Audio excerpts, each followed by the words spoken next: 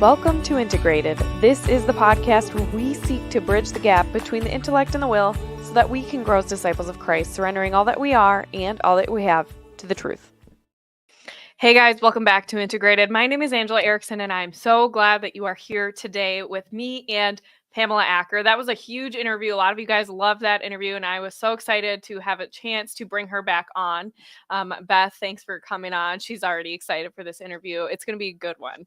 And we have a lot to talk about. But before we get started, of course, please like, share, and subscribe. Do all of those things. And if you've been liking the podcast, I think I've been getting quite a few new viewers to this podcast. Or if you're listening on Apple Podcasts or whatever, please review it. Like that just helps so much for other people to find this podcast. And I think I've been covering a lot of really amazing things, having amazing guests on, and there's definitely more to come. So please make sure other people can find this podcast too. That helps me out a ton. So today we're going to sit down with Pamela Acker. She helps do work for the Kolbe Institute. I think I have a link in the description. If I don't, then please go. I will make sure that you also are able to find. Hold on, I have a kiddo that is trying to get my attention right now. Yes, Paige. We're fighting over the movie. This is what happens when I do a live show. The kids they're going to be coming in and out. Nope. I already told you guys John gets to pick the movie. All right, shut the door. Thank you. Bye. I know. I'm not changing my mind. It's John's turn. Everyone's fighting over the 2 minutes in. I know Margot's like 2 minutes in. I know. What can it? Well, I don't want to lock the door, so they just get free reign. We just live in a circus here. But anyway, I said we have awesome interviews coming up here. Like, I think I'm going to be talking to somebody about integrated health in the next episode. Then I'm going to be shifting gears and talking with Kennedy Hall about some of the more fundy Catholicism that has been problematic in some traditional circles of Catholicism as of late, and some other really great interviews coming up in the future. So yes, Claire's also really excited to see Pamela Acker live. Yes. Okay. So I was saying that she does work for the Kolbe Institute, and you need to go support them so that she continues to have a job along with all the other people there doing just like amazing work. Just shedding light on God's creation and science, and the fact that there's no separation between the two. God is the creator of the universe. And so anyway, they're doing really amazing work, and I'm so excited to have her back on to talk about COVID, really. I mean, I phrase it as COVID being hindsight is 2020. It was my little plan where it's just try and get under the radar, I think, a little bit, honestly, a little bit more vague, but it really is in a double entendre for what we're looking at. So many of us are looking back and saying, what on earth happened? And so I think you're the perfect person to talk to about it. Thanks for coming on. Well, thank you. Thank you for having me back. Well, so when you look back on it, like, what are the first things that you think of? Because we had a new vaccine technology. We talked a little bit about the mechanisms of how vaccines work in the last episode. So if this is part 2, if you haven't watched part 1, go back after this interview and definitely watch it if you want a better understanding of how vaccines work to begin with, like normal vaccines. But then COVID happened, and we started using a new type of vaccine en masse. Would you mind talking about mRNA vaccines and kind of what's different about the makeup of those? Sure. So what comes as a surprise, I think, to a lot of people is that the technology that was deployed with the new vaccine, I'll try not to say the C word too many times, so you hopefully don't get another strike on YouTube. Yeah, I was telling Pamela, I did get a little bit of a warning. I got a slap on the wrist from YouTube. It was when I tried making shorts out of our interview that Oh, that's funny. they got me. Yeah. Then it became more obvious. All right. So the mRNA technology to try to basically turn your body into the vaccine manufacturer has been around for a lot longer than people realize. And it's funny because I remember reading articles or seeing YouTube videos that talked about, this technology, it's been around for a long time. It's been here for decades. And so it's not new, and therefore it's not dangerous.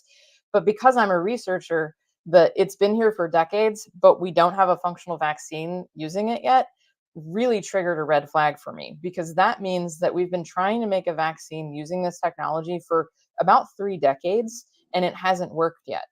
And that means it hasn't gotten to the point even where we're doing probably a clinical trial in human beings. There may have been a few phase 1 clinical trials, but we're not like a phase 3 clinical trial where we're actually recruiting tens of thousands of people or thousands of people to take this and see if they're being protected from the disease we're trying to protect from. So the basic idea behind an mRNA vaccine is there's two things that generally make it beneficial to the vaccine industry. One is that because mRNA is a relatively simple molecule, and it's funny because this ties into the history of science a little bit here, because people used to think that proteins were the information carrying molecule in the cell because DNA was just too simple, because it was always just this double helix, and it only had four different letters that you could work with, four different A, T, C, and D?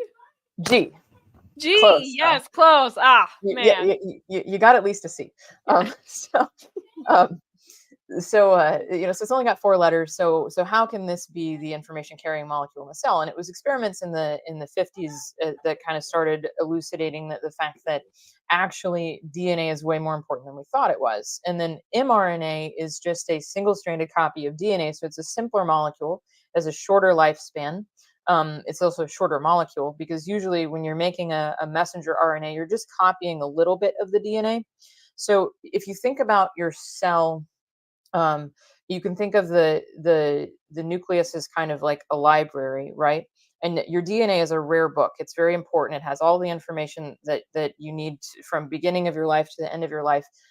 And if you were a library, you wouldn't loan that out to your average high school student who wanted to write a research paper. You would maybe make a copy of a page or two that they actually needed and send them home with that copy. So you can think of mRNA like that. So it's a copy, a photocopy of a molecule that's very large and very, very expensive in terms of there's only one in each cell and you definitely need it. It's very rare, it's very valuable. But mRNA, you can make 10, 15, 100, 1,000 photocopies of one little section of that DNA, and that controls how much protein gets made in your cells. So you've got the same amount of DNA, the same type of DNA, the same messages in the DNA in every single cell in your body, but you get different copies made in different cells. You have different mRNAs, and that the number that you have at any given time and the ones that you have is going to determine what the fate of that cell is, whether it's an eye cell or a liver cell, whether that cell is growing or dying, whether that cell is dividing or staying single. So mRNA is a really important cellular mechanism. So what the mRNA vaccines then tried to do was basically take that little messenger and insert it into your cell. So now that your cell is going to do something different, your cell is going to become a vaccine manufacturer. So instead of the company making a bunch of spike protein and then purifying that spike protein, which is a really laborious and time consuming process, purifying proteins, and it's never 100% pure. And this is one of the problems we talked about, I think, last time in terms of the aborted fetal DNA contaminants in vaccines that use aborted fetal cell lines, because you can never purify the virus particles completely out of the cellular debris, and you can never purify a vaccine completely from the cellular components that were used when you're manufacturing it. So the idea then would be that you've got, instead of having this super laborious, super time consuming process, you just stick this little messenger into a person and they make the vaccine. And that makes it a whole lot easier on the manufacturer. And the other thing is that then if you get this technology perfected somehow, which I'm going to explain in a minute why we can't actually perfect it, but if you could get it perfected, then you could theoretically come up with a vaccine for literally anything, because all you Mm-hmm. need is just a little sequence of mRNA that codes for not the spike protein, but say, one of the proteins on a flu virus or one of the proteins on a diphtheria bacteria. So, there's a lot of appeal there because they're saving a lot of time, a lot of labor, a lot of investment. And then if they get the platform going, it could be totally just, easy, very easy to adapt to any disease just immediately. So this doesn't even sound like a vaccine then. It's really some sort of genetic technology that rewrites the genome. Is that like how would you describe it? Because I know there's been a lot of debate about whether or not it is a vaccine. Sure. Would you say that it is a vaccine? Because the mechanism sounds totally different. So it is and it isn't, right? Because when if I were to take spike protein and inject that into you, the the effect that it's going to have in your body is basically the same as if your body made the spike protein itself. So technically we're taking a foreign protein and we're causing an immune reaction in your body. So the line gets blurred there in terms of whether it's a vaccine or not. I know a lot of people are going to come out and say it's absolutely not a vaccine. I would say it is both a vaccine and a gene therapy at the same time. Yeah. It is a vaccine that is gene therapy. Um, or at least something along the lines of gene therapy, because there's some blurriness there too, and I'm not as familiar with that part. But it's actually important to understand that the mechanism, even though you're causing the person's body to make the spike protein, the mechanism whereby the spike protein is inducing an immune reaction is exactly the same as in a traditional vaccine. That's a So really great distinction because, yeah, I mean, I think a lot of us are trying to wrap our heads around what this means in terms of scientific development and advancement. mhm, Is this, like you're saying, is this going to be the thing that we turn towards in the future? Is this the future of the vaccine program? I guess you could say. sure. And we have a lot of concern. There are legitimately a lot of concerns about that. You brought up so many good points about, if this has been in development for over 3 decades and they haven't even made it through a phase 3 trial, we should be really concerned about the fact that it Yeah. was pushed, mandated in mass, and pushed, and people were coerced into taking this thing in the military, the Mhm. government, and many, many jobs, many employers. Um, I don't know, like what are your biggest concerns about the impacts of these mRNA vaccines? Well, you mentioned earlier this idea that can they change the genome, right? So normally we would think of information, if you're making a photocopy, you think of information flow in one direction. You go from the book to the photocopy to the report, and then that whatever happens to the photocopy doesn't really matter, right? But it doesn't actually just work in that one direction, because photocopies can sometimes be integrated into the book when you're talking about cells and you're talking about mRNA and you're talking about DNA.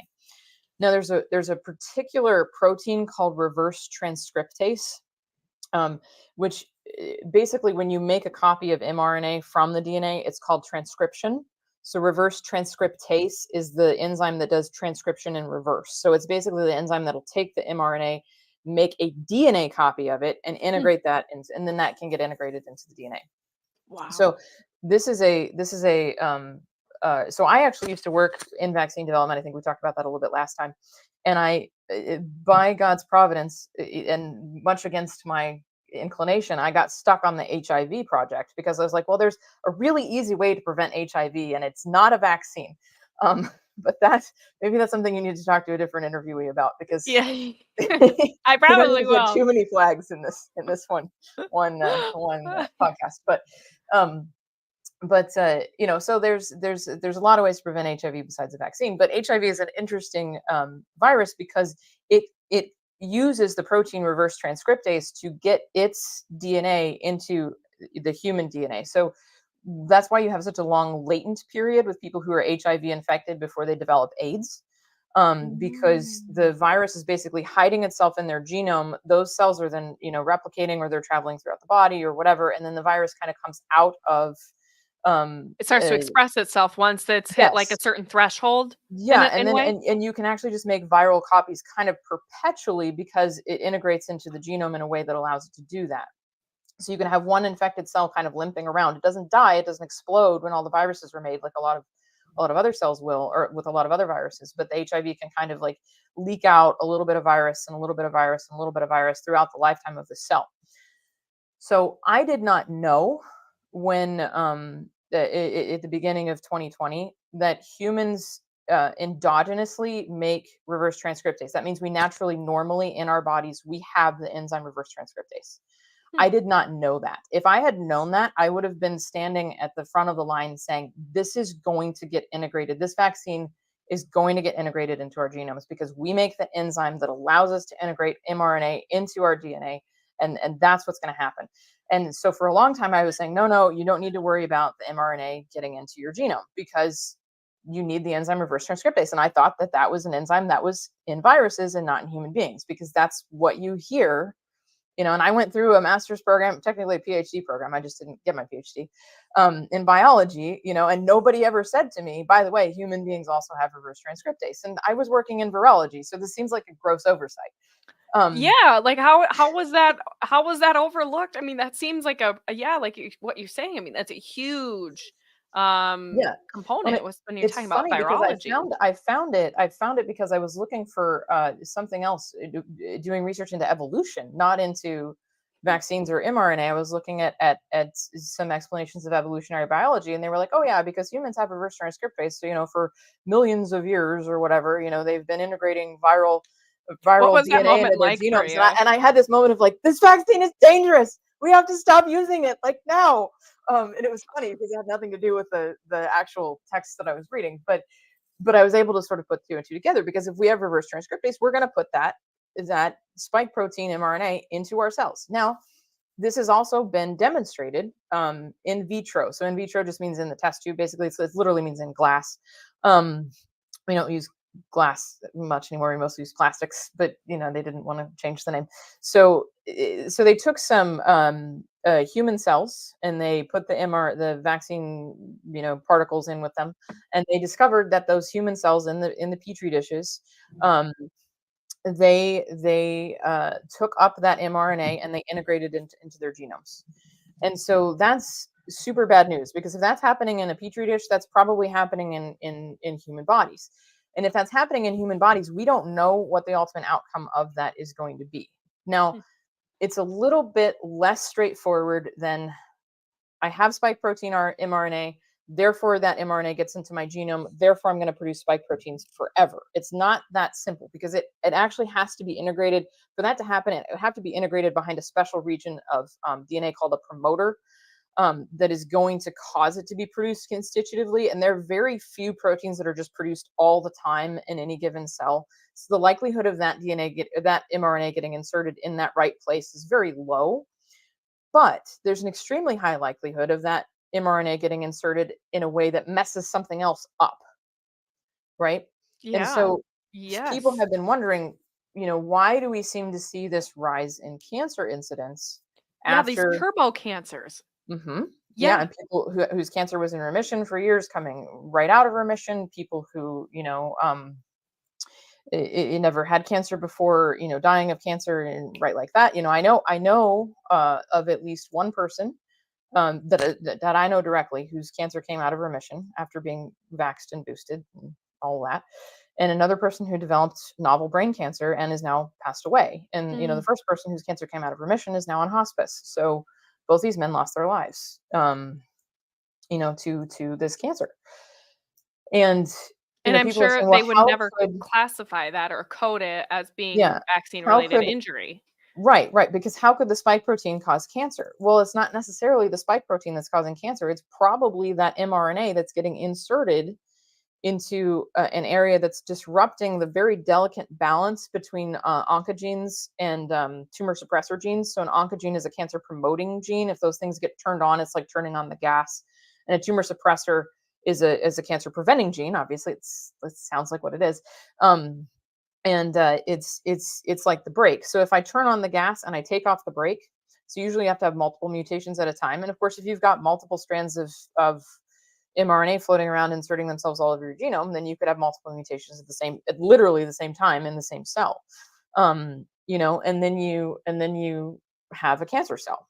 And Right, that and is then it actually far replicates. more likely than somebody producing the spike protein forever, now that they've been vaccinated.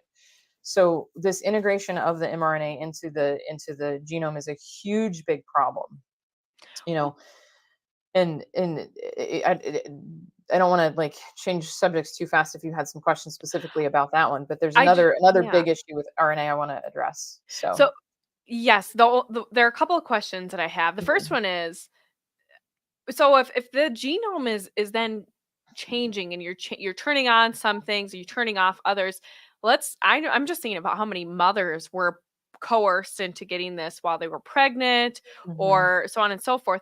Could these genome changes then be handed down? My inclination is like Yeah. you've just changed her DNA irreparably, and that's Yeah. going to So be transmitted to her unborn children in the future. You're changing their DNA structure as well. right. So that's the thing, that it's going to take like decades for us to know exactly what the effects are going to be, because you can't you can't actually predict that in advance. I mean, we don't even know. we can take a sequence that we think should make a protein the way that we think it should make, and fold three-dimensionally the way that we think it should fold, that knowing all that we know about protein biochemistry, and we still have to test and make sure that protein folds correctly. And that's just like the very first step in going from mRNA to protein, let alone all the way up to an organism and the traits that they're going to have for the rest of their life and pass on to their offspring. So there's no way that we could predict, what the long-term outcome of that is going to be in terms of passing things on to the next generation, how it's going to affect the next generation. Now, there's a few things that have come up already, anecdotally, or even been more established, and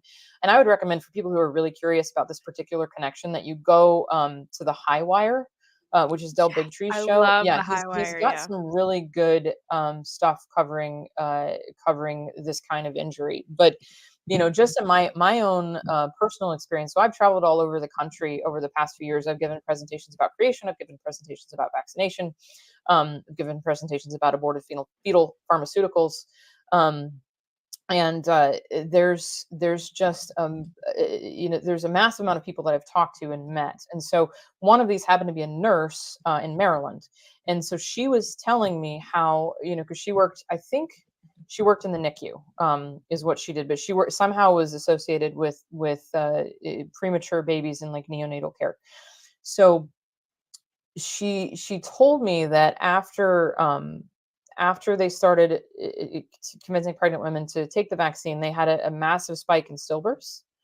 And the other thing that they Yes. had, yeah, which is that's been really well documented. Again, that's covered really well on the High Wire, Yep. better than I could cover it here. So, but she also told me, and this was the thing that I thought was really interesting, and then I actually came home and saw it myself.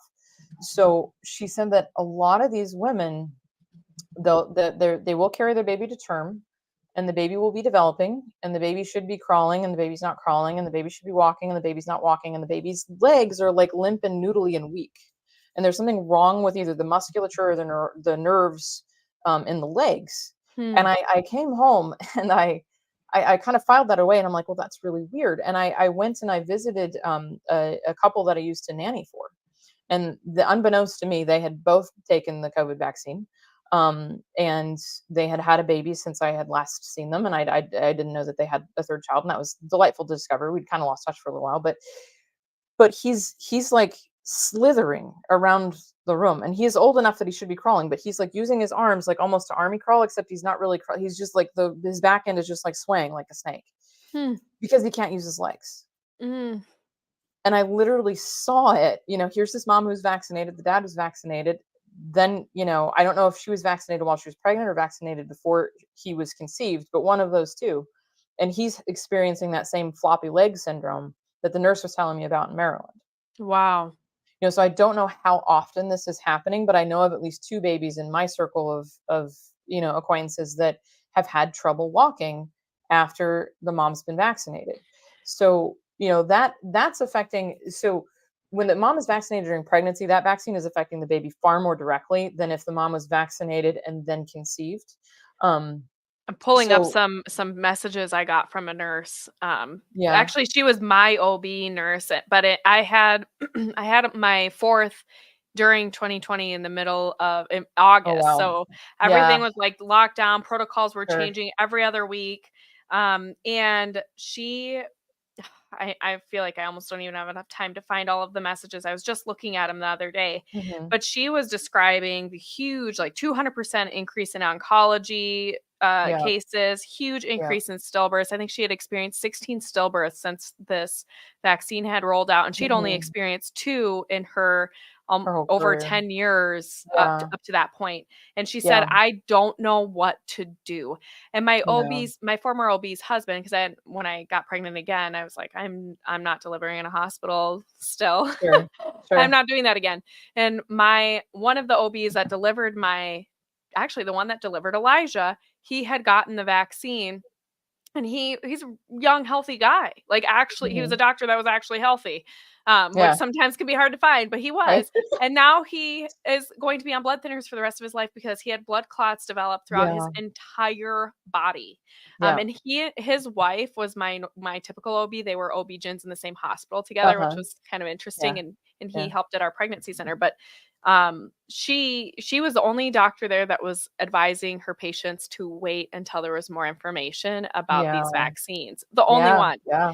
And yeah, and they felt like they were in a war zone. Like Sure. they didn't want to be there anymore. They felt like they had to try and warn people. It was so sad to talk to her about this situation. I'll Yeah. definitely share it on Twitter after this interview, but it was Sure. Sure. heartbreaking.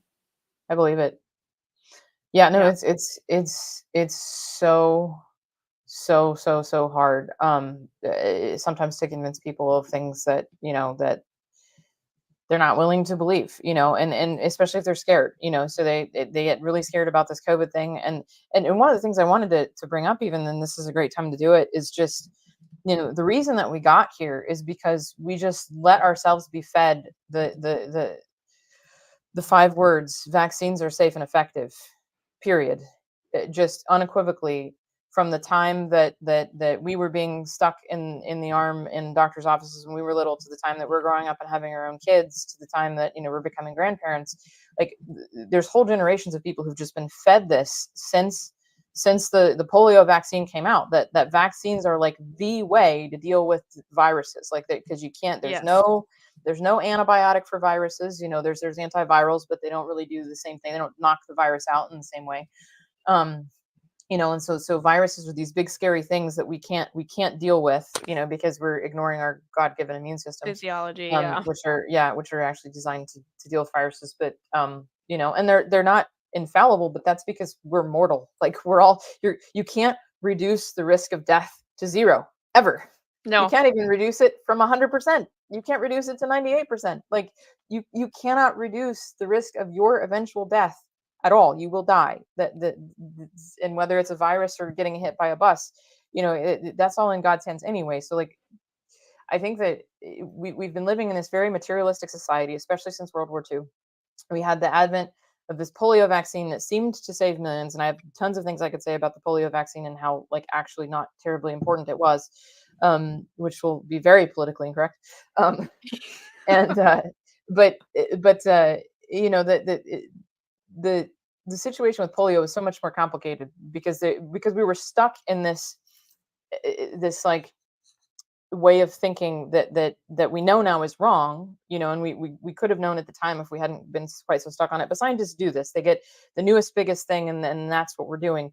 And we were very stuck because of Koch's postulates on this idea that one germ, one disease, right? And one disease, one germ.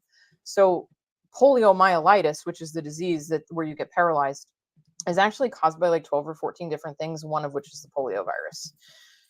So we were chasing a vaccine for a virus that wasn't even causing the majority of cases, probably, of paralytic polio.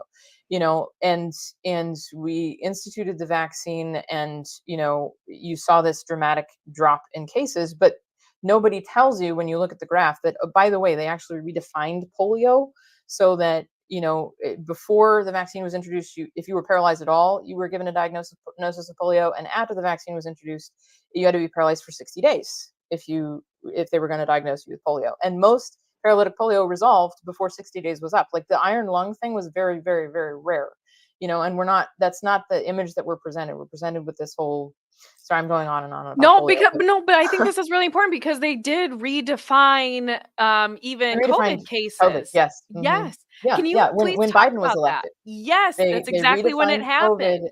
And Yes. it was a less dramatic redefinition. Yeah. But it went from, if you had symptoms or you had a positive test, you got a diagnosis of COVID. Or in some cases, even if you didn't have symptoms specific to COVID and you didn't have a test, they diagnosed you with COVID. I had a friend who almost died from a bacterial infection, who they told so it's in her medical records that she was diagnosed with COVID. They didn't test her. She didn't have the proper symptoms. She was actually suffering from a foodborne illness, which she would have died if a friend of mine who was in culinary school hadn't said, "I think you have this bacteria. Go back and ask them to check."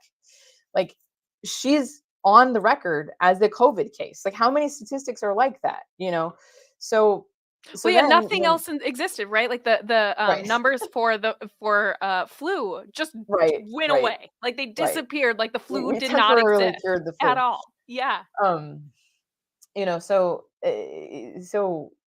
then, of course, after the vaccine rolled out, and also after Biden was elected, or whatever. Anyway, maybe not elected. Um, but I love this. This is a great interview. And here I said I was going to try not to get you flagged, Yes, but you did say that. then I opened my big mouth. But so anyway, Oh. after the elections, um, they redefined COVID to be you had to have a positive test and symptoms, and then we'll write you down as COVID. So in that case, my friend wouldn't have been given a diagnosis of COVID, right? And how many other people wouldn't have been given a diagnosis of COVID? So you see on the graph this like we're going up, we're going up, we're going down, we're going up, we're going. Oh look, we went way down right after the vaccine. Well, that's because we redefined the case definition. I mean, we've lived through this. We Mhm. just lived through this like a few years ago. So it's not that shocking that they've been doing it from the beginning. They did it with the measles vaccine, they did it with polio vaccine. I'm sure it's done with other vaccines, but those are the ones that I'm most familiar with, you know. Mhm. Um, so that was a very very long tangential digression about polio, but I'm working on a new chapter for the updated version of my vaccine book, which will eventually come out if I don't, you know, spend the rest of 2024 trying not to die like I did in 2023. Um, I'm but so it's sorry. it's okay. I mean, I'm here, so obviously God has a purpose for me, and maybe I'll finish the book. But eventually, God willing, I will come out with an updated version of the vaccine book that will have a whole chapter on polio. And in the meantime, if you're super curious by all the stuff I've just said, you can go read The Moth and the Iron Lung by Forrest Moridi. But keep in mind that Forrest Moridi, shortly after he wrote that book, I think within 2 years, like sort of fell off the weirdo wagon and started his own like weird semi-Protestant religion, which isn't really a religion. It's very strange. So Forrest Moridi is a weird guy. Don't necessarily take everything he says seriously, but he's a journalist as well where he documents the development of polio, things that he's talking about that actually sound like they could be factual or generally factual. The things that he talks about that sound pretty fantastic are just that. They're fantastic. So just keep that in mind when you read the book. But very good book. And then of course they cover it in Dissolving Illusions as well.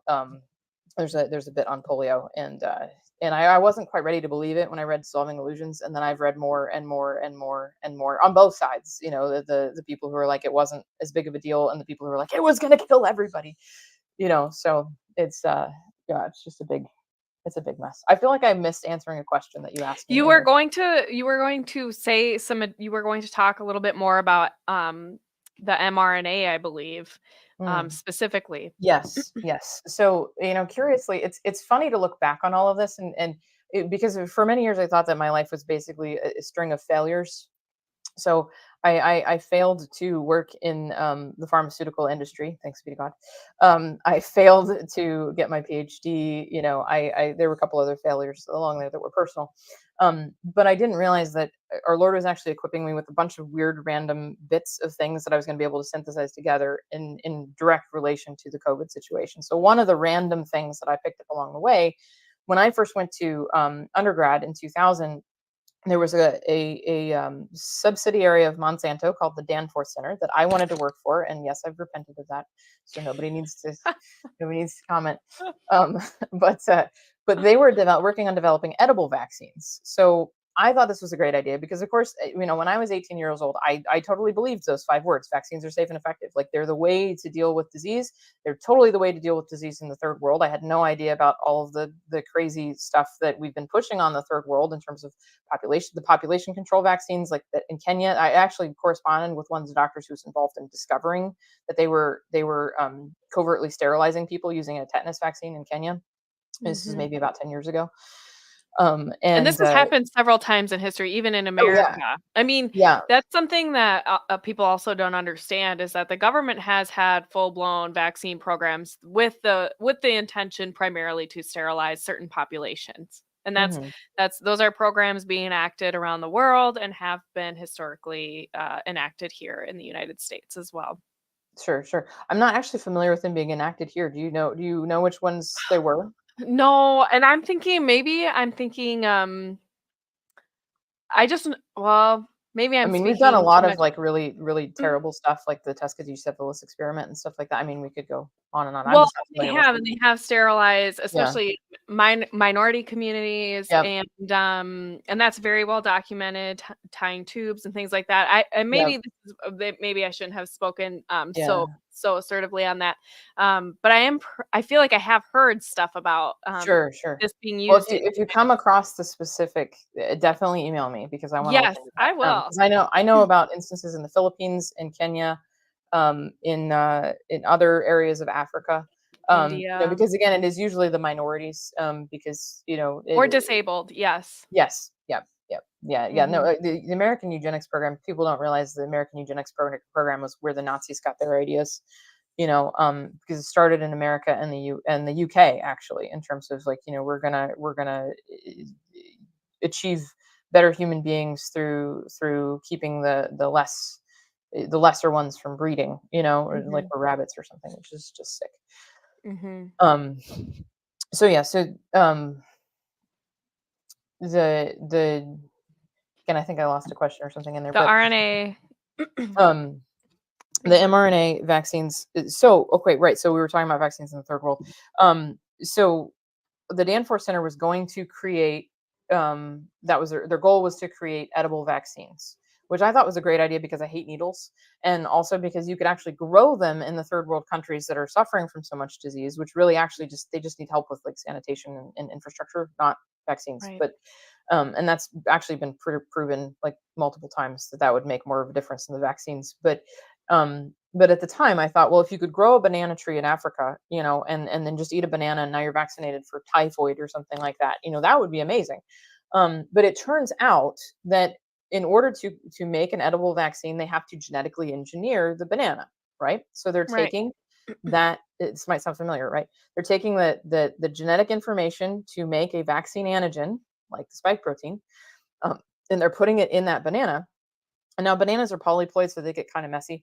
But basically, they discovered with whatever plant they were trying to use that they could not control how many copies of the antigen, genetic information, the mRNA, that the plant took up, and they could not control how many copies of the vaccine antigen it made from the mRNA. So So you these couldn't are control dosage for, I mean, and exactly. okay. You absolutely cannot control dosage because there's 2 points Wow. along the pipeline of this process where you can't control dosage. So if you took 1,000 different people and you gave them all the exact same amount of mRNA, which we actually know doesn't happen anyway because the quality control on this stuff is so terrible that you've got some vials that have nothing in them and some vials that have way too much mRNA in them and some vials that just have empty little poly lipid. Nanoparticles? Thank you. Yes. Anemone. Um, We'll get it out. so, um, so even if you were perfectly like to within the nanogram of exactly the same amount of mRNA in every single vaccine dose, you can't control how much of that mRNA is going to get taken up into the person's cells. And once that person takes up those cells, you can't control how much antigen that person is going to make. And then the third layer that you get with a human being is you can't control how their immune system is going to respond to that dosage of antigen, right? Mhm. Because we have different immune systems. So my immune Right. system is like shot all to pieces because of my recurrent chronic illnesses, right? But somebody with a really healthy immune system, like a young man who is an athlete, right? He's going to have a really robust immune system, and it turns out That's that I'm right. actually going to suffer less from the mRNA vaccine than he is. And that's why Really? we're seeing, yep, Oh, that makes sense. Yeah. we're seeing young people have really bad reactions to this because their immune systems are more robust, right? And their ability to take up the DNA and produce the proteins is more robust, so they're getting a higher dosage, right? And then the other problem that you're seeing, especially with athletes, is because the spike protein, we know now. I don't know, because I was spending a lot of time looking at literature. I wasn't necessarily looking for this, but I don't know that there was really any like coherent signal in the literature that the spike protein was going to be cause cardiac damage until after it started happening. We started seeing the cardiac damage. Now then it became a very clear signal, but it got ignored anyway, as we were talking about before we came on. Mhm. But I don't want to say that, oh, they knew it was going to cause all this heart damage or all this cardiac damage and they picked it on purpose. Well, no, they picked it because it's one of the two proteins they could pick on the outside of the virus, and the N protein is historically an even worse candidate for vaccines than the spike protein because, because I did look through a lot of research on trying to make vaccines for SARS and MERS, because those were the only coronavirus vaccines we were really looking at making prior to COVID. So um, so we found out later that the spike protein was damaging to your circulatory system. It's damaging to your heart. It's causing the blood clots. All all that. Everybody knows that at this point. It's pretty incontrovertible. But you take a young man or a young woman who's an athlete, but young men it seems to affect even more, um, and you inject them, and they go out and run a workout that afternoon, and they run a workout the next afternoon, and they run a workout the next afternoon because they're not sick with the spike protein. They've been injected with the spike protein. So when I had COVID, I was laying on the couch, unable to I couldn't have run. I mean, I can't run anyway because of my ankle, but like I couldn't possibly have run any kind of physical workout when I was sick. And even No, a me good either. friend of mine who was like a professional athlete, when he was sick with COVID, also couldn't get off the couch and run around. So while he had that damaging spike protein in his system, he's not pumping his blood, through his heart at an excessive rate. Right. Right? Mhm. It's very slow because he's sick and he's laying on the couch and he's not moving, and Well, it's to about do as with slow how as the you can cells get. are interacting in the system, right? We talked about this a little bit Mhm. in our last interview. When you're injecting somebody into the circulatory and blood system, that's going to have a different impact on the body than someone who is naturally Right, receiving a virus and right, the normal mechanisms through which your body is going to process and deal with right, that virus. Those are very different right. things, Right, because if you're getting the virus through inhalation, right? right, then the virus is going to be congregating in a certain part of your body, not necessarily going directly in your bloodstream. So you got that problem going on too. But then these guys are dropping dead on the field after being vaccinated because they have all that spike protein and they're doing extremely athletic work, and it's actually causing heart damage. And Yeah. the problem with heart damage, so there's a lot. I think there's a lot of mythology in modern medicine about what is and is not incurable. For example, I know people generally think that things like depression are incurable, and I would argue with the best of them that that is absolutely not true. My own Things like, experience would dictate that that's untrue. I mean, yeah, sure, sure. yeah, I And mean, no way. things like cancer are incurable. Again, I would argue that that's not true. But things like heart damage, your heart does not produce new cells in the same way that your skin does, in the same way that your liver does. And even nerves don't produce new cells nearly as often as. So if you get severed spinal cord, you're going to have a really hard time recovering from that. But peripheral nerves do recover, and I my own experience has been that you can reverse peripheral nerve damage. Hmm, So there's a lot of things that are reversible, but heart damage is not one of those. hmm. Heart damage is not reversible because you're so dependent on your heart for everything else that's going on. I mean, if your heart stops, that's kind of it. We So it talk doesn't have about brain time to death, heal but because that's it's not getting a break, in other words, like, right, it's not right, getting okay. right, and it just doesn't. So your heart gets built and it works, but you don't really get like an influx of new cells. Mm, You're not. There's nothing really abrasive rubbing on your heart. It's in that pericardium to keep it nice and insulated. So it's not like your skin where you're rubbing cells off anytime you brush against anything, or mhm. your intestines where you're rubbing cells off as you're digesting things. It's very protected. It just doesn't regenerate. Like, human beings don't regenerate a lot of things. We can regenerate our liver, we can regenerate some skin, we can regenerate some peripheral nerves, but we can't regenerate our heart, you Well, and know. this is something too, I mean, I read today and it's almost infuriating because there have been a lot of people kind of sounding the alarm for a few years now about this link between an increase in heart, brain, blood disorders. These Mhm. all of these kinds of issues. I'm actually going to put it up on the screen if I can. Sure. Um yeah, I want to show this because finally we're getting some attention drawn from the likes of the New York Post. And I was surprised because, I mean, for a long time now, if you posted anything about this on social media, your posts wouldn't get any views or you would be outright like Mhm. kicked off of Misinformation. platforms.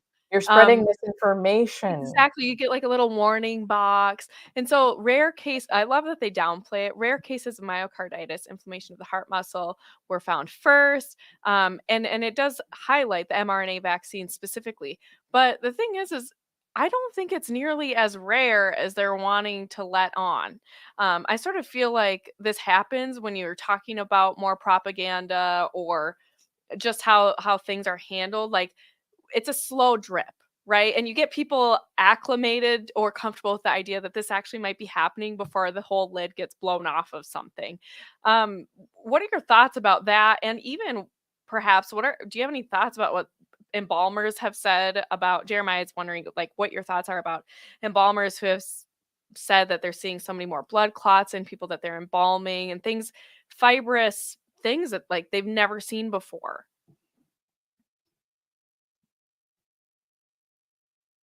Oh no, I can't hear you.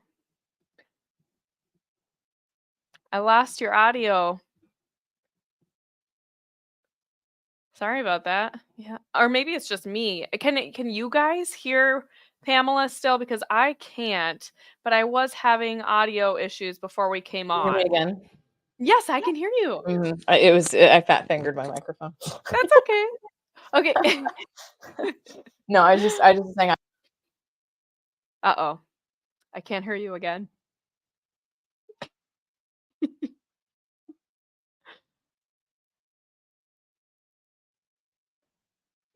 Yeah, 1 second. Okay. Yeah, I'll make sure that we bring up some of these other questions because a lot of you guys have really great questions. I see one talking about flu shots. Okay. No. Oh yeah, there we go. Right. I can hear think the battery on this is just dead. That's why, because it turned right back off. So I switched to the other microphone. So probably the quality is less good, but whatever. That's okay. You can at least hear me. So I don't personally know any embalmers or any people that I could verify that with. And I'm not a physiologist. It's funny. People are like, oh, you're a biologist. I got some weird pain in my side. What do you think that is? And I'm like, if it's bigger than a cell, I can't help you. So I can help you with the mRNA. That's smaller than a cell, but yes. I don't know enough to know, one way or the other how to pass judgment on that kind of stuff. Mm-hmm. So I know that a lot of the microscope images that you were seeing were faked. Like, so there was a lot of, so people kept sending me microscope images like there's parasites in the vaccine and there's this in the vaccine. And with the luciferase. Yeah. All kinds of stuff. Well, the luciferase, see that one just like, it gets me every time. Like we have used luciferase in the lab for like 1 billion years. Okay. We haven't been doing lab work for 1 billion years, but basically since we started doing lab work, it's a reporter gene. It's because it's the gene in the fireflies that makes them light up. Like that's what it is. Okay. Like it's not this creepy, weird, like satanic thing. Like it's, it was named luciferase because it lights up. Yes, exactly. Insect people tend to be very creative, and they named it because that's what makes. But that's the Latin, right? I mean, what was that? Isn't that the Latin for light? Yeah, this light bearer. So it was actually the original name of the devil before he fell. Exactly, Lucifer. So, yes. Yeah. So people, people in biology are not very reverent, and they thought it was funny. It wasn't because it was some creepy weird thing. So some of those were, I mean, and I expected that too. I mean, that some of these things are fake photos. And that's the thing that's so hard about all of this too, is that there's a lot of hysteria. Like, I mean, that's on both sides. And I understand that you get into something that is unprecedented in terms of the response. It's big and it's scary, and people, you want people to take you seriously, and then you see something, and so how many of you in the audience have ever spent hours looking through a microscope? Probably none of you. I've spent hours looking through a microscope because I'm a science teacher and I think it's cool and I own my own microscope, but like so I'm familiar with, if I look through something in a light field microscope, kind of what it should look like. But if somebody shows you an image that they're saying is this kind of microscopy, but I know that you can't get an image that way, that you're not going to know that. You're just going to look at it and be like, oh no, there's all this terrible stuff going on. So again, I'm going to kick you over to the high wire. They did a really good episode. I think the doctor's name was Ryan Cole. I'm pretty sure it was Cole. But he looked at a bunch of this stuff under the microscope and debunked a lot of the stuff that's not legitimate. And he just did a really, really, really good job. Again, better than I could do here in a few minutes. Because I'm just going to rant about, how easy it is to misinterpret dark field microscopy and how people are looking. But when the case of the little things that look like little amoebas, that was dust.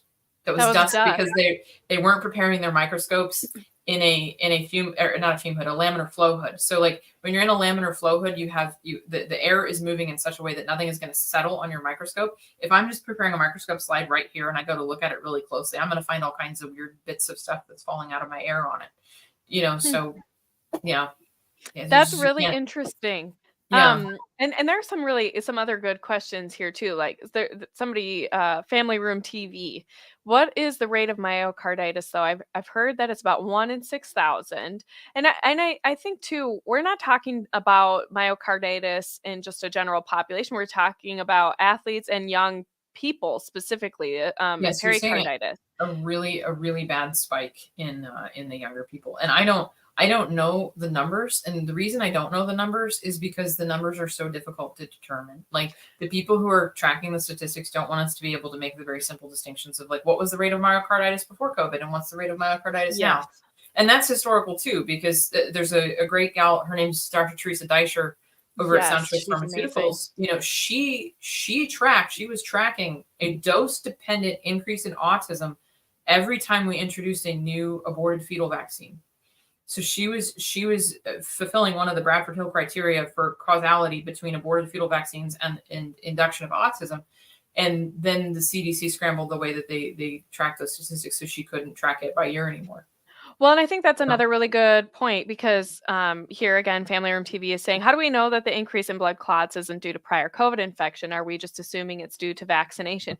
And a lot of these statistics, in a sense, are hard to find because VAERS is notoriously underreported. A lot of it's these also things are self-reporting. underreported. Like you can't, and Exactly. one of the great points that I was reading a book called Turtles All the Way Down, which is a really good book I just saw on something about oh, that book. it's great. Just read it. It's Okay. super accessible too. They're saying things that I didn't know, and that's saying something. So, but the way that you would know that is you would have to have a very, very, very careful case study of an individual, from the time that the COVID showed up until the time that they're developing myocarditis, and track when they're being vaccinated and exactly what's going on in their blood, their body and their blood, and all of this sort of thing.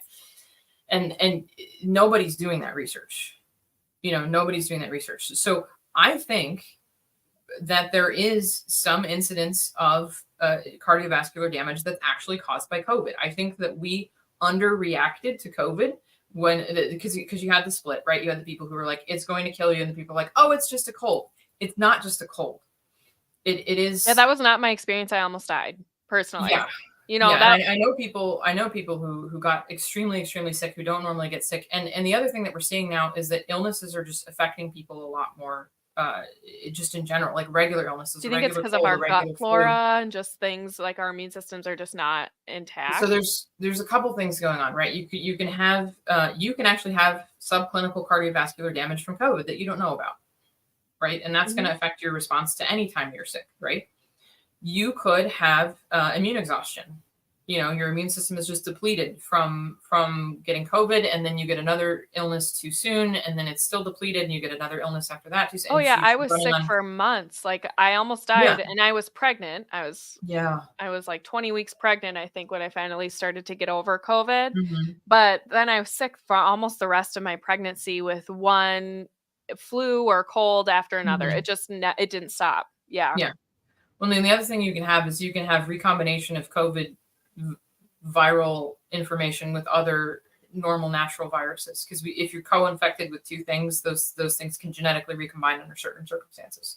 So we might have all kinds of freaking viruses that we're not aware of because nobody's sequencing them right now, because we wouldn't have been aware of COVID if no one had sequenced it. But right.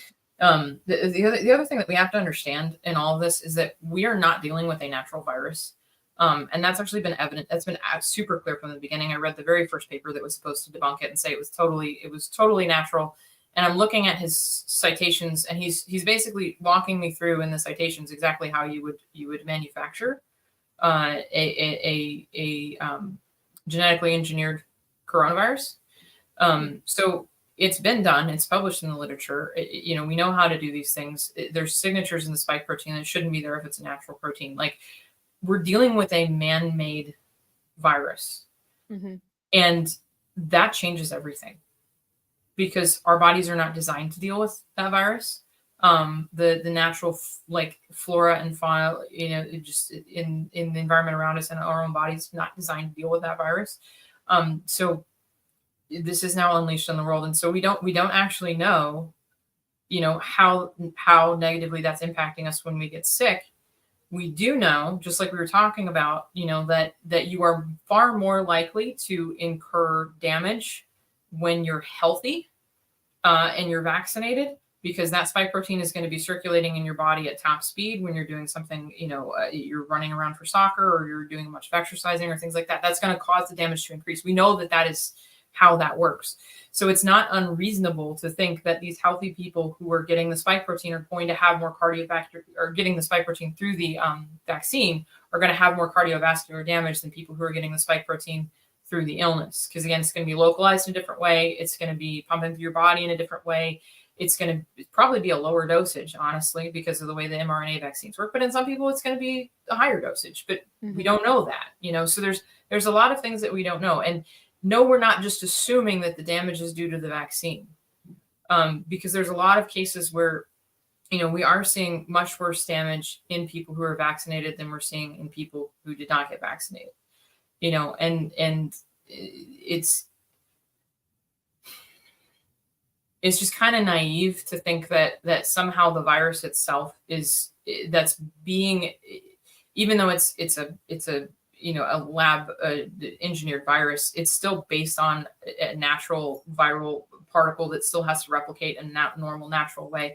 It is kind of naive to think that process is going to somehow be more damaging than taking the most damaging part of that virus and then artificially causing our bodies to produce who knows how much of it. So as a former virologist, as a former vaccine developer, I don't think we're making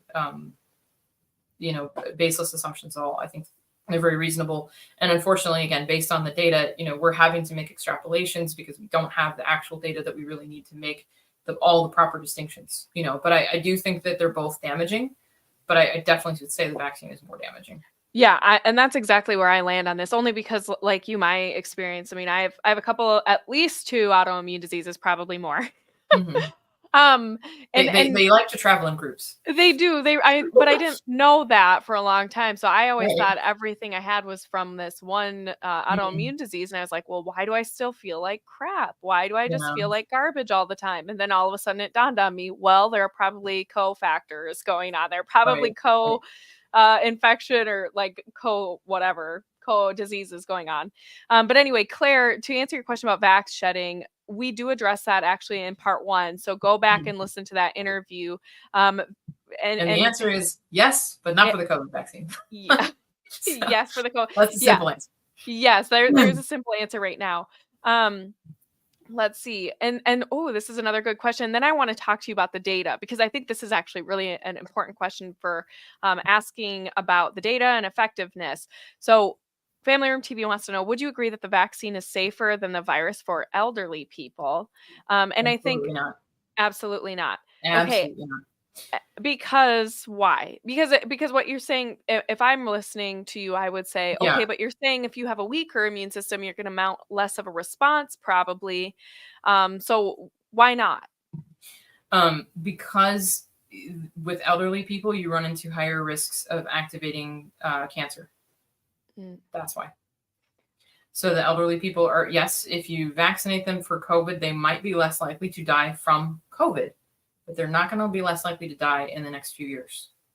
Yeah. Because since an elderly person has accumulated so many more mutations over their lifetime, they might already have mutations in various parts of their body in either tumor suppressors or oncogenes, and all they need is one mutation then to get the cancer ball rolling. A lot of elderly people have had some kind of cancer that they're either fighting or is in remission. So if the elderly person has a risk of cancer, has had cancer, or even is just like particularly elderly, like, the one person that I'm thinking of whose cancer came out of remission was in his 80s, extremely healthy otherwise, totally like could have lived to be 120 kind of guy, and is currently, on hospice. So well, and that's a really interesting point, because I have a sister. At the time, she was working in like hospice care, she as a nurse, and I think she was doing mostly at home care, so she was visiting people, doing nursing care for them, and she said there were clients of hers, or patients of hers, I should say, that all of a sudden their memory was like horrible. Their behaviors they had totally changed and declined rapidly.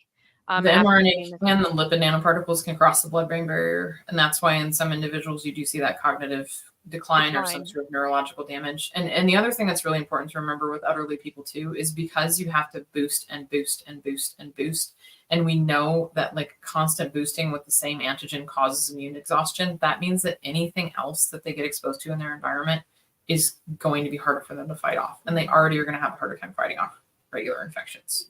So again, I don't think it's worth the risk even for somebody who's elderly, but for different reasons than for somebody who's young.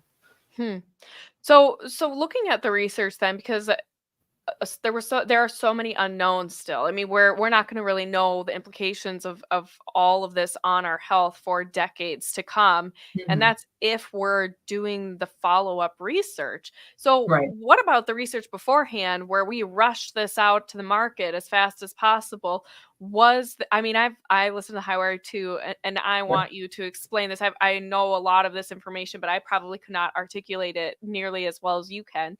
But what about these phases of clinical trials? Were they happening? Were they not happening? What were happening to patients that maybe were having adverse reactions and their data? Like, what happened? So, there's so much that could be said here. I mean, there were hundreds, actually probably between 100 and 200. So dozens, revise that correctly. So I'm not exaggerating. Dozens of COVID vaccines in production that were going from preclinical trials to phase 1, to phase 2, to phase 3. I was tracking it on Gavi for a while, and then I kind of fell off the radar. But the average vaccine takes 10 years to develop. From initial concept to actually injecting it into people, and most vaccines never pass the preclinical trials. So most vaccines that we're trying to develop don't pass preclinical, or they get to clinical phase 1 and they get scrapped, or they get to clinical phase 2 and they get scrapped. We'll just give a ballpark of 150, right? Because it's somewhere between 100 and 200. I think it's closer to 200. So about 150 vaccines that were in development for COVID, only like 8 of them got scrapped. And usually I think between like 70 and 90% of vaccines would get scrapped. That's really interesting. As they're going from development to injecting them. So there is something about this process where people were willing to overlook, I think, problems, because every mRNA vaccine that had been developed to that point, including the one that I was working on in the laboratory, which was both a viral vector and a DNA vaccine at the same time, have not made it to it being in a phase 3 clinical trial, let alone to being injected into people. And it's because of various safety concerns that show up in, when you get into the phase 1 or phase 2 clinical trials. So one of the ways that with the COVID vaccine in particular, and I've looked most closely at the Pfizer data, so I'm going to pick on Pfizer. I also used to work for Pfizer, it's just full circle, as an intern at one point. So the Pfizer data, they did a couple of things that were pretty shady. They did, to their credit, use an actual placebo, which was saline. So most vaccine manufacturers, when they test a vaccine, they don't use an actual placebo. They will either use the vaccine, all the ingredients of the vaccine sans the antigen. So basically it's like the whole thing except just not the spike protein. If we were talking about a traditional vaccine for COVID. Or they will use a previous generation of the vaccine. So now you would get people saying, oh, well, we're going to test this new COVID vaccine against the Pfizer COVID vaccine. And look, the adverse events are the same in the placebo group and the trial group. So, we know it's safe, and that's just not actually accurate. And again, Charles all the way down is going to deal with that particular aspect of vaccine manufacturing way better than I could. But in the Pfizer trial in particular, they did not test everyone for COVID who reported symptoms of COVID. Now that by itself, so think about that, say it again. They did not test everyone for COVID who reported symptoms of COVID. It was up to the doctor to decide whether they were going to actually test the person or not, and whether they were actually going to report it as a case of COVID or not. So that right there destroys their whole research methodology. They should have tested every single individual who presented with any kind of COVID symptom for COVID. And now we know the tests are garbage, but at least they should have been, applying their own rules, to the situation. Or they should have reported every single person who had symptoms of COVID as suspected COVID. but they didn't do that. So then there's no information then about the efficacy of it. I mean, Right. because you can't determine that if you're not collecting all the data. Right. That's really interesting. So, and this is an aside, Family Room TV is back, and he's wondering, or he or she, sorry.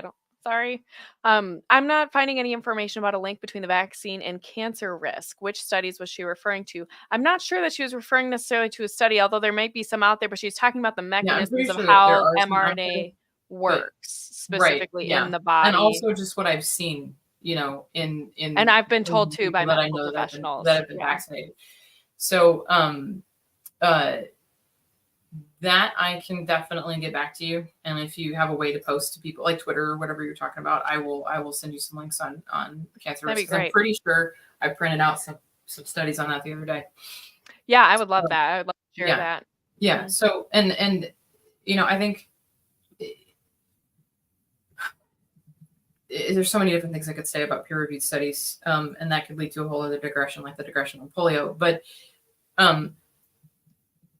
there are studies that are not allowed to be done, and there are studies that are done that are not allowed to be published. Yep. And so when you're thinking about doing science, you actually have to do science, which means that you actually have to pay attention to the data that's in front of you. And you actually have to pay attention to the experiences that you're having and the real world things that are playing out in your own experience, in your own life. And then you judge the studies by that radar. The problem that we have right now with this whole, and I'm going to talk on this in October out in the East Coast somewhere. I forget where. I'm going to give a talk on scientism. Like, we have this idea that, like, unless it's published in Nature, it's not true. Well, I literally just watched it happen. Therefore, therefore I have some data, and I have some data that I'm looking at that is actually way more important than data that's being filtered through the lens of, the publishers at Nature. And if you look at the number of advertisements that are in the average scientific journal, you're going to get a feel for how, who gets to decide what research is published. So this has been a problem. This is a problem with evolutionary biology. It's been a problem for decades. This is a problem with studies on aluminum and human safety. This is a problem with studies in anything related to vaccines.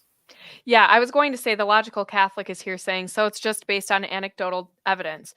No, I think that misses the point. Although anecdotal evidence can be useful evidence. And I think just to put a finer point on what Pamela is saying, you have to pay attention to who's funding the research. Number one, how this research is being carried out, whether it is following a double-blind, randomized study, how big the study is, all of these other things.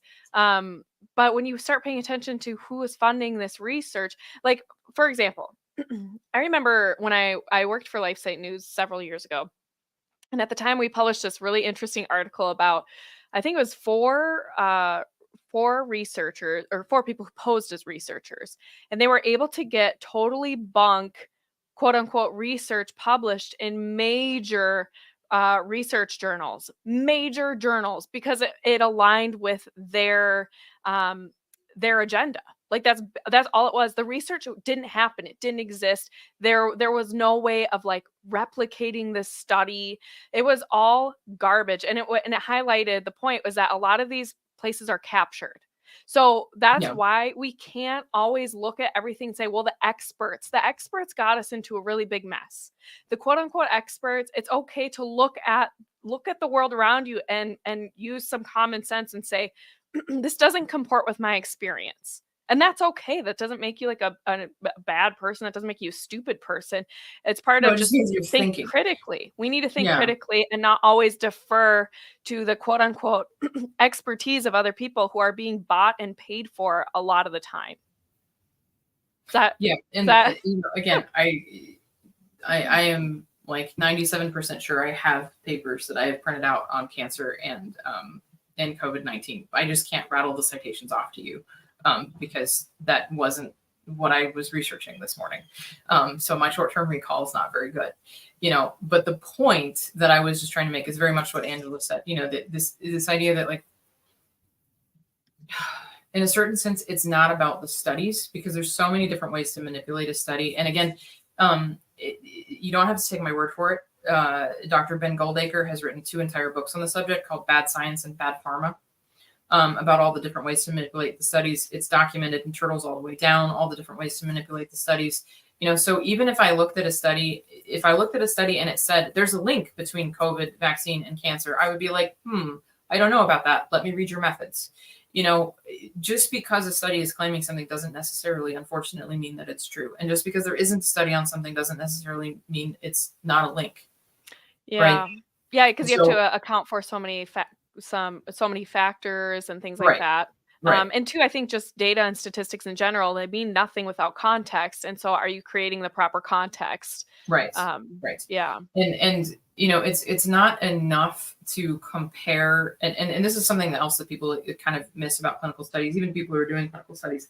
You can't actually just compare rates of an experimental group to quote unquote baseline rates, because your experimental group is going to have a different composition than the general population.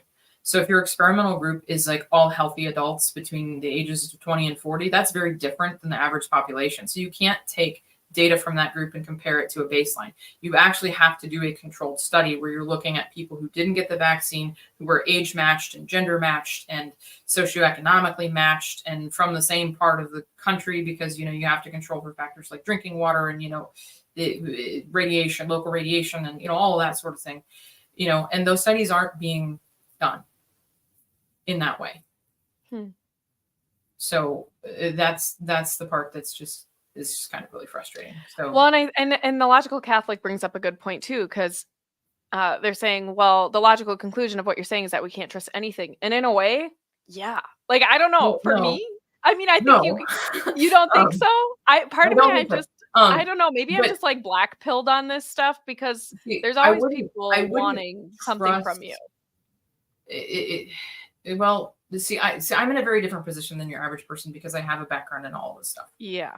So I can read a scientific paper and I can have a pretty good idea, professionally, whether what's being reported is good or what's being reported is bump. And there is some stuff that's being reported that's good. What I'm saying, what I'm trying to get across, apparently very incoherently and unclearly, is that if what we're reading does not match our experience of reality, we should be distrusting it. So when you're looking at scientific papers, when you're looking at things that are being presented by the experts, when you're looking at things that are being presented on the news, when you're looking at things that are being told to you by your coworker, right? So this is why I maintain the position that COVID vaccines do not shed, because I've looked at the evidence, I've looked at the reports, I've looked at, a lot of it is anecdotal, right? Okay. And again, I'm looking at my own environment. I'm looking at what's happening in my own environment. I'm looking at the fact that I live next door to somebody who's been vaxxed and re-vaxxed, and I've never had anything occur that remotely matches the shedding phenomenon. I'm looking at that normal things that I'm seeing in my environment. I'm applying the information that I have as a virologist, as a geneticist, the things that I know about the way that the mRNA molecule works, about equilibrium kinetics, all that sort of thing. And I'm looking at the phenomenon and I'm saying, this does not match with what I understand about reality. Right. And we actually have to engage and we have to think that way. And that was the point really that I was trying to make. And I was probably trying to make it through the back door, but it seemed like a good opportunity to make it, given that, I didn't happen to have the citation for the cancer study right off the tip of my tongue. So, it's just, and I do just get really frustrated, when people are like, well, I have this study that says this. Well, I have this study that says that. Well, I have a study that says that peer-reviewed studies are bogus. So like, it's not that you can't believe anything. It's that you have to actually very carefully look at and evaluate the research that's being presented to you. Right. And so that's where a soundbite is not enough. And a podcast is not enough. And, I would need to write you an academic research paper to answer the questions that you're asking in the way that you want me to answer them. And that's the part where, yeah,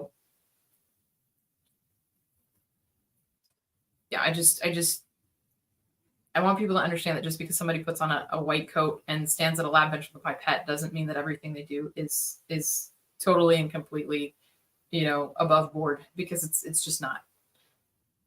You're muted. Sorry, I heard the kids like rattling the door, so I knew that a kid was going to come in, and you guys probably saw Veronica come up into my lap. But it makes me think of the Milgram experiments, right? Am I remembering that correctly? Where people just automatically assume that someone in a lab coat has authority Yep. over them and can coerce them into doing things Yep. that they would never do. Yeah. And I feel like people forgot about that. Like they forgot about this experiment. And to me, my mind goes back to it all the time, especially when we're talking about this. Well, and it tells you something about human nature too that I think is really important. You know, like if 65% of people in the Milgram experience were willing to obviously they didn't do it because of the other person on the other side of the room was an actor, but if they were willing to do what they thought was literally shock another person to death because that was the instructions in the experiment, and we're talking like 2/3 of people are willing to do this. Right. That understanding of human nature has to inform when we're looking at something, when we're reading something, you know, and we also have to understand, you know, historical precedents, right? Like we weren't allowed to talk about myocarditis or blood clots, but now they're being acknowledged, you know, and right now we're not, you know, not necessarily allowed to talk about cancer. Right. But it's, well, and that's part of the problem, right? Is a lot of the conversation shut down. And I think that's a big part of the problem too, is that so much of the conversation was shut down during this time. And so we couldn't talk about these, we couldn't ask these questions. Or even note these things that, you know, and Ben Goldacre has a good, I think it's Ben Goldacre who's a good saying. He's like, if you get enough anecdotes, it's data. You know? Yeah. And it's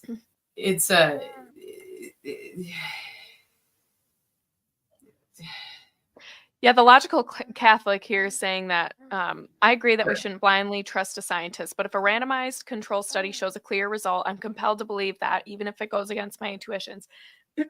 Well, my answer to the logical Catholic, because I'm apparently like getting nowhere actually talking, is please go read Bad Science by Ben Goldacre. Just please go read Bad Science. Actually, some of the chapters in that are pretty bad, but read Bad Pharma too then. You know, because this idea that the randomized controlled trial is like the gold standard, and in a certain sense it is the gold standard of you know, research. Conducting research. There are, I could list a dozen different ways, he does in the book, to throw off the results of a randomized controlled trial. Okay, just one, I'll give you one example. All right, so you want a 5% confidence interval or 95% confidence interval, right? If you are looking at a drug and you want to make sure that you get good results for this drug, if you look at more than 20 different outcomes, statistically speaking, one of them will have a 95% confidence interval. So like, so could you expand on that? So 20 some different outcomes. So could you list some idea, like what does that mean practically? Like what kind of outcomes might you be looking for? And then one would have a 95% confidence interval. Yeah. So if you're looking for, you know, something like a blood pressure drug, you know, you might look at blood pressure directly, but you might look at all these things that are related or interact with high blood pressure or low blood pressure, or indicative of, you know, and you're looking at 20 different physiological markers in terms of proteins that are being produced or circulating in your blood, or actually just good old fashioned measuring your blood pressure. You know, if you're looking at 20 different outcomes, you're likely to find one that's going to give you a positive result. And if you just report that one, then you've got a positive trial. And if you have a positive trial, then you can get published and then you can get drug approval. And so, but that's just one way. You know, another way is looking for surrogate outcomes. They did this with the HPV vaccine, right? So you're looking for a surrogate outcome, which instead of actually tracking cervical cancer, they tracked a certain kind of lesion in the cervix, which often resolves on its own. This also sounds like polio. Everything goes back to polio. But you know, if they're tracking the resolution of a lesion that normally resolves on its own, the data that they did to determine efficacy of the HPV vaccine doesn't mean anything, and it doesn't matter how randomized or controlled the trial was.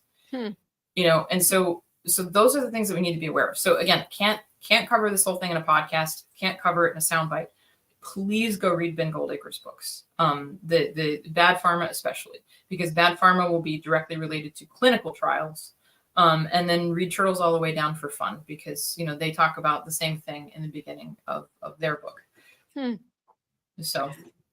Oh, and the Logical Catholic says, thank you for entertaining my questions. God bless. you both. But no, Oh, thank you. And I've appreciated some of the pushback that we've gotten. I think these are great questions. And I'm not an expert. I'm not going to pretend to be one, not I even on get my called an podcast. expert. Well, but I mean, you have a great background for talking about this, and often it is the quote unquote known experts. I'm thinking of like Robert Malone and some of these other people who Sure. have been pretty deplatformed. I mean, they're not allowed to have these conversations. And again, we need to have these conversations. We need to be iron sharpening iron so that we can hopefully draw a little bit closer to the truth. Claire was wondering too, and this is a little bit off topic a little bit, but are flu shots linked to greater autoimmune disorders? So that is something I'm currently investigating, and the jury is not completely in on that. Now, there's, we could again go over the whole process of biological mechanism whereby vaccines can cause autoimmune disorders, and they've been demonstrated to do so. They've been demonstrated to cause autoreactive cells in mice, and then those autoreactive cells in some people will develop into full-blown autoimmune disease, and other people won't. But the link specifically between the flu vaccine and autoimmune disease is something that again, I have like a file full of papers on the flu vaccine, because the flu vaccine is particularly interesting to me because of its high level of side effects and its low level of efficacy. And then of course the repeat, the boost and boost and boost and boost effectively when you end up getting this season's version and next season's version and next year's version. And also because of the problem of original antigen extent, which I just find really fascinating, because if you're going to vaccinate for something that's as changeable as the flu or as changeable as COVID, then so you've got a spectrum of antigens, right? We might have talked about this last time because I don't remember who I tell what, but if I vaccinate for this one and I get infected with this one, it's as though I never got vaccinated because they're just too different. But if I get vaccinated with this one and I get infected with this one, it's a little bit different, but not quite different enough to mount a whole new immune response. My body will mount an immune response, but it won't be effective. And so I will actually get sicker than I would have if I hadn't gotten vaccinated in the first place. So that's the most of what I know about the flu vaccine. The direct connection with autoimmune disease is something I'm still working on. That's really, really interesting. And one thing that I know you were excited to talk about, and I want to give you some time because this has been a lot longer than I anticipated. And I really want to thank you for spending so much time. This has been a really interesting discussion, and I know a lot of people have enjoyed this, but myself included. I love talking about this, and I love your politically incorrect takes. But one thing I wanted to talk about was getting all these vaccines, and we talked about the aluminum found in these, and a lot of people are interested in finding ways maybe to detox from having received some of these vaccines, because there are going to be things residing in your body that were used in these vaccines. So would you mind talking about what you discovered? Yeah. I can talk a little bit about aluminum because I had a gal email me. I met her at a conference, and she emailed me a week ago maybe, and asked about her grandson, who appears to be vax injured. But he was it was after the MMR2, and there's no aluminum in those vaccines, but he did receive 2 other vaccines that had quite a bit of aluminum in them. So, I said, well, on a natural level, here's what I found. And I was reading a book by Dr. Christopher Exley, who's been working in the field of aluminum in biological systems for like 30 years.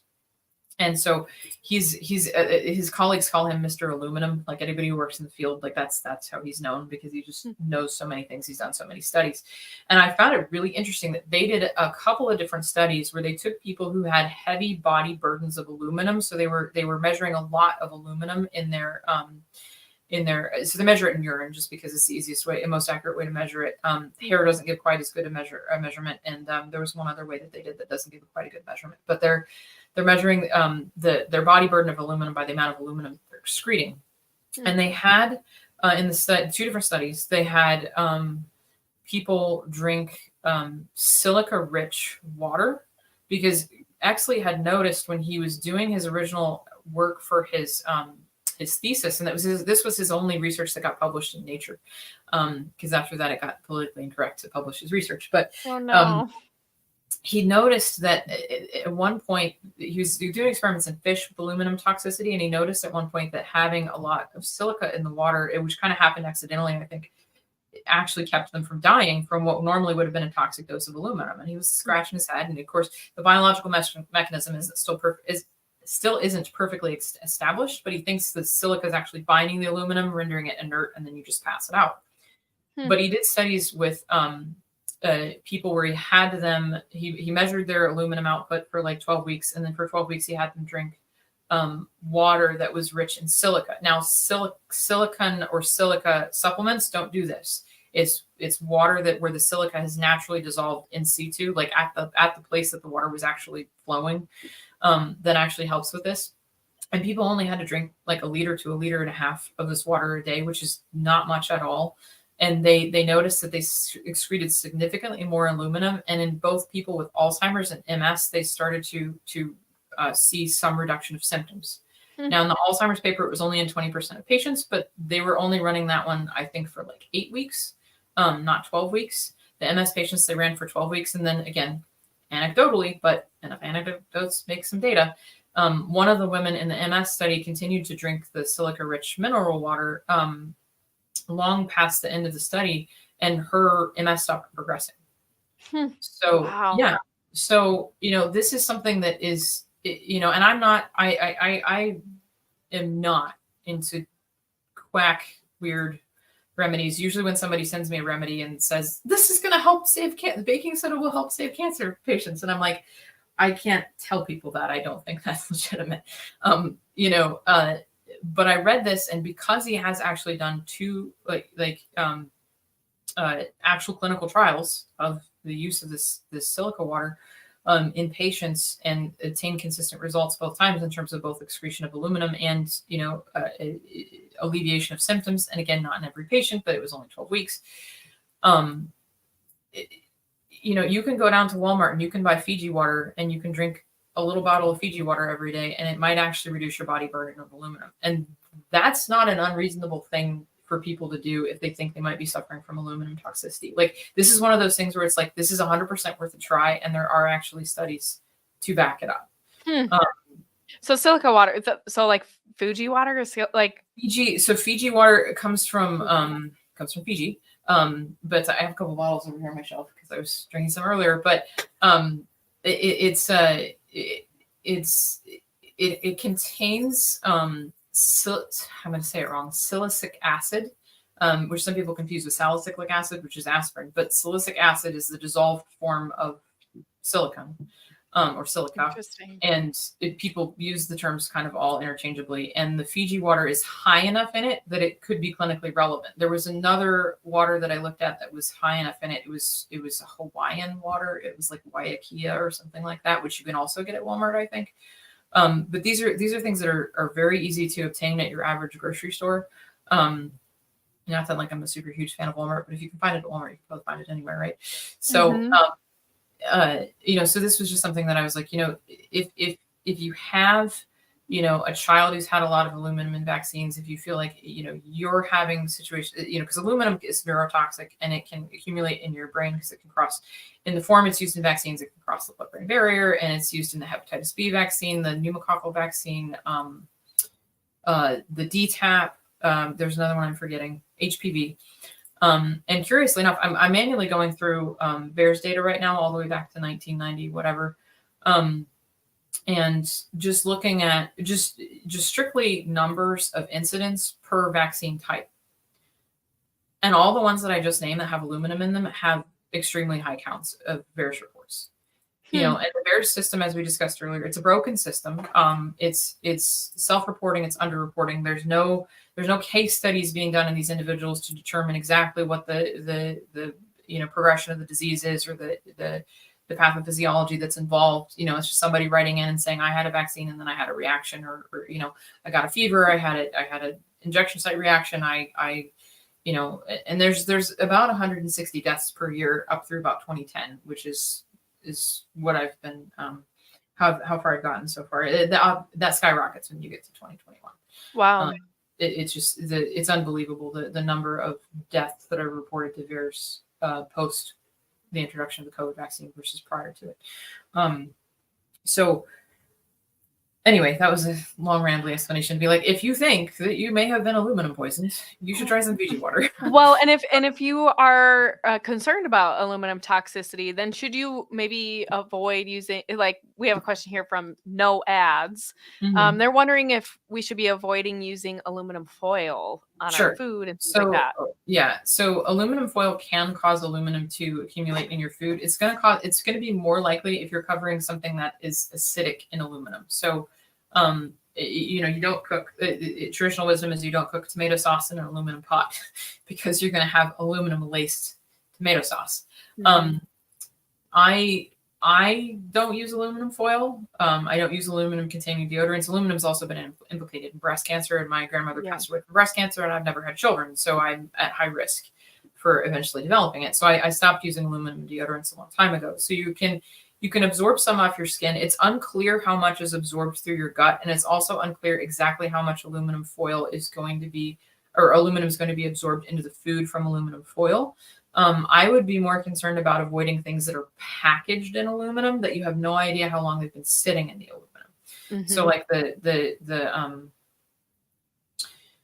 Tetra Pak kind of stuff, where you've got the tightly sealed aluminum, and even things that are in aluminum cans. So soda is actually a big problem because it's in an aluminum can.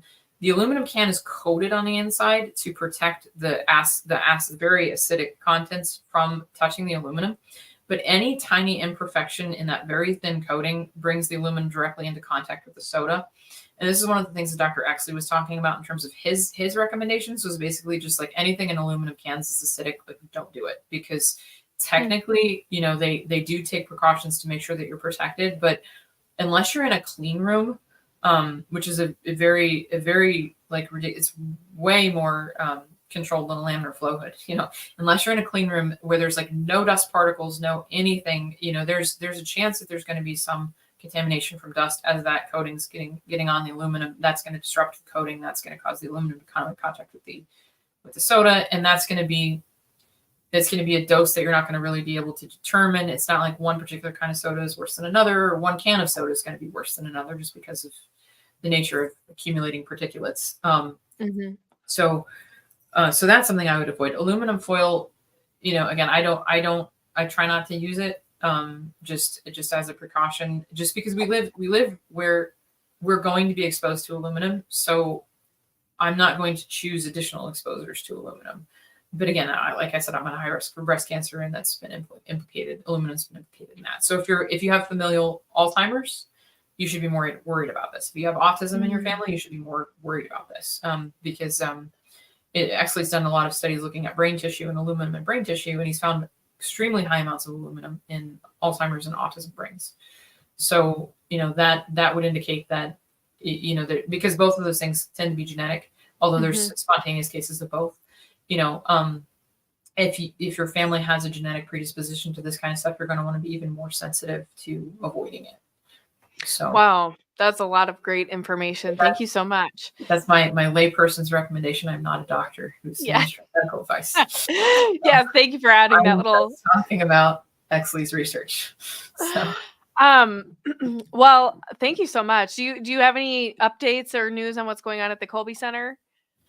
Sure. So we did, I might have mentioned this last time, we did receive sufficient funding to cover most of my salary for 2024. So I get to stay employed, but I'm still fundraising actively, both for the Colby Center. If you make a donation there, if you mention my name, that would really help me out. Or at the encouragement of my boss, I also started a Give, Send, Go, which is Can you send that to me? Yeah, I can send that to you. Thank you. Send that to me. Sure. Absolutely. I will happily share with you ways that people can help me out. So unfortunately, the Colby Center fortunately and unfortunately, my boss is amazing. And he has chosen to shoulder the burden of the medical bills that my health sharing plan did not cover when I went to get treatment for my ankle in October. And so there's about $4,000 of medical bills that did not get covered. And that is now being covered by donations that are being made to me or to the Colby Center. So that's beautiful and providential, but it adds an additional $4,000 to the total burden that we need to raise. So, and you're speaking of spiritual warfare before the talk, my car died in the church parking lot, and it's still sitting there and has to get towed. And I don't know if it's reparable. So, oh no. yeah. Oh, okay, everybody, we gotta help Pamela out. Okay. If ever there was a time that I was in need of charity, it would probably be now. But I do know that God provides, and I've been so blessed to be on the, so we started a kind of a capital campaign for just to keep me on, back in November. So I got notified in October that there wasn't sufficient funding to employ me full time next year, which would be this year now. And then we started just asking people like, hey, can you help? And I have been absolutely overwhelmed by the generosity of the people that have responded. And I wish I could thank them all personally, but I don't know who all of them are. And it's just been really beautiful. And it's really beautiful to be part of something where you get to really live out the spiritual life. It's I mean, I don't want to borrow Father Ripperger's words too much, but you talked about exorcism being the Catholic life writ large, and I feel like a lot of times my work is the same way, because I talk about things like abortion tainted pharmaceuticals, and I talk about things like creation and evolution, and these are things that there's a lot of spiritual components to what you do and don't believe and what you do and don't do, and the devil doesn't like these topics to be talked about in the ways that God likes them to be talked about. And so there's just a lot of suffering that's involved in our ministry, for not just for me, but for everyone that I work with, everyone that I know that has worked for the Colby Center has suffered quite a lot. There was one year where all 4 of the employees ended up in the hospital with major stuff, kind of like back to back to back. But it's, the flip side of that is that you see God's providence, and you see people is kind of coming out of the woodwork to be charitable and to help and to be part of what's going on, and it's just beautiful. It's really just beautiful when you're able to believe that that God really meant what he said, and when he said that all things work for good for those who love God, he meant that. And when he told us that, seek ye first the kingdom of God, and I'm going to take care of the rest of it, he meant that. And I've just seen that in my life over and over and over again. Like I chose to leave the lab because I didn't want to work with the board of fetal cells. And so I don't have a job at Pfizer, and I don't have a career in vaccine development. And thanks be to God, I don't, thanks be to God, I don't want to be involved in all that evil. And the plan that God had for me was so much more beautiful than anything that I thought out. And, in terms of the stuff that we're working on at the Colby Center, we're coming up into our big spring travel time. So I'm going to be at some conferences around the United States, which is going to be a lot of fun. And we're putting out, we just put out a new book on, it's a collection of poetry that I think that my boss wrote. And another book that's actually a novel that one of our colleagues wrote. So we've got some fiction as well as some nonfiction options available now. And I'm just plugging away. So that's really cool. Thank you so much for coming back on to Integrated today to talk about this. And thanks for all of you guys who came on and listened and pushed back and asked really great questions. I love that, and I appreciate it so much. It was such a fun interview to do today. Thank you guys, and God bless all of you.